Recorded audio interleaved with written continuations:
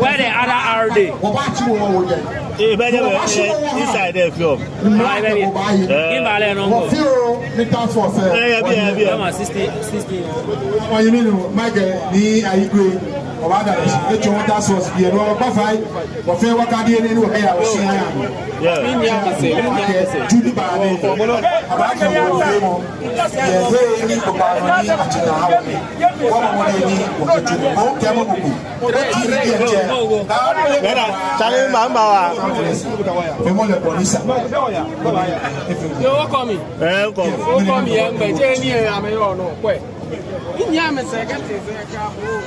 Better logistics. Interview and a few about no jamming. No more tuition.